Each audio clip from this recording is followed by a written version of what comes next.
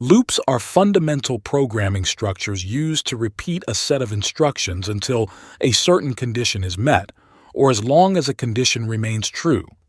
They are essential for automating repetitive tasks, processing collections of data, and simplifying complex tasks into manageable operations. Here's a simple way to explain the need for loops. Imagine you have to send a personalized email to 100 people. Doing this manually would mean writing and sending each email one by one. This is where loops shine.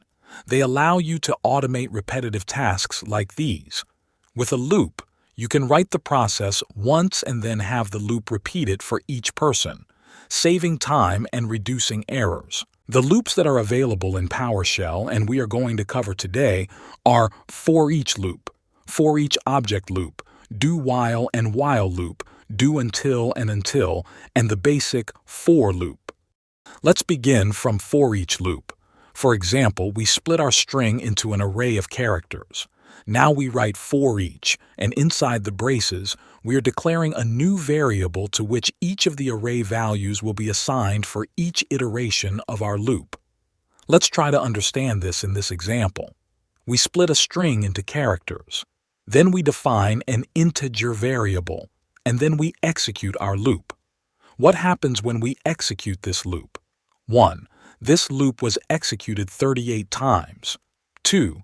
At each iteration of this loop, we were printing at the console the same line with exactly the same two variables, but the text was different.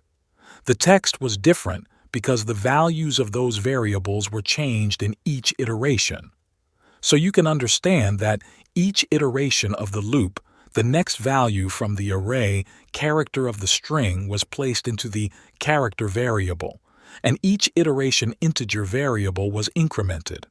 If you do not understand this explanation, try to watch this segment of the video once again, but at a slower speed, and also try to write and perform this expression yourself at your ISE. This is very important to understand this. Let's try to complicate our loop by adding a condition to it that will also be executed every cycle. As you see now, at each iteration, we are checking if the character matches the regex expression. In case it does so, the type of character is a symbol. Otherwise, it is a letter. Let's see another example. We create an array of integers and do for each. Now, we define a variable in order to indicate for ourselves if a given number is divisible or not. It is recommended to start from the most possible case value. Know at each iteration of the loop, we are doing modulus to a specific number and asking if the result of it equals to 0, which means this number is perfectly divisible by this number. In case if not, we give an answer that the number is not divisible by 5 or 8. The for each object loop is very similar to the for each loop. The for each object loop is a commandlet allowing you to path an array's values to it through the pipeline. We are going to learn pipeline in upcoming lessons, and the main difference is that the object variable is declared by default as a $_. Let's do the next example in a game, such as a name-guessing game. We get 10 random names from the names array. Then we pass all of this to a for each object. As you see inside the for each object, we have a $_ symbol, which represents the variable of each object for each iteration. In simple words, it means current item. We split the current item and current string into characters. Then with commandlet getRandom, we mix them up and join them back together, and writing them down in the console. You can see the console output as a game where you should guess what the name it should be. Let's make it a little harder. No, we concatenate a string using the current object's first letter and last letter, and even make the middle part of the name as dots to show the length of the file. If you were doing this manually, it would take a lot longer to make this. Now, let's see a more practical example. Your manager asked you to check how many processes in Windows contain more than one instance. So, manually, The chances of making a mistake are very high and it's very time-consuming. And it's not even worth mentioning when we are talking about a large number of computers. But making this a correct loop makes it very simple. Let's continue to the next loop, which is called do while. To write this loop, you write do and then place the script block inside curly braces. Between curly braces inside the script block, you actually place the script that should be executed at this loop. And at the end, you are placing while followed by braces where you must place a condition that returns a Boolean value. Let's see some practical examples.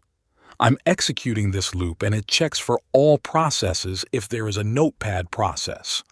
If process names contain the name of Notepad, we place the value of true inside the variable is running and then use it in the if statement. In case it is running, we will wait for a few minutes, otherwise we'll continue our script. Let's see the while. It is almost the same as a do while. You place everything inside the script block, but the primary difference is that you are starting from while instead of do. This means that the condition is executed before the script block. Just to show you the difference. Both executions are similar, but you can see that while doesn't return anything because the condition matches and exists right away, and in do while, it is doing at least one iteration. Let's see the do until and until loops. They are inverted versions of while, because they are executed while the condition is false and exiting when it is true.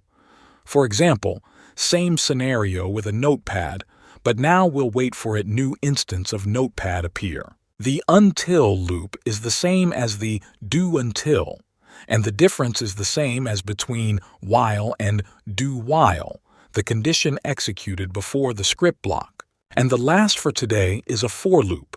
Its main advantage is that it's the fastest loop between other loops. To write it, you start with the word for, and then at inside braces, you must place the next things. The first one is the initial variable or variables in an array manner. The second one is the completion condition. What actually should happen for this loop to stop? And the third thing is what should happen with your variable or variables for each iteration. A simple example, we make the integer I as 1. The condition says till variable I is less or equal to 10. For each iteration of the loop, we're going to increment the I variable by 1. By combining these elements, loops perform tasks over and over, which can be incredibly powerful in both simple and complex programming scenarios. Don't forget to practice everything we go through in these videos, and invite your colleagues and friends to subscribe to us to support this channel.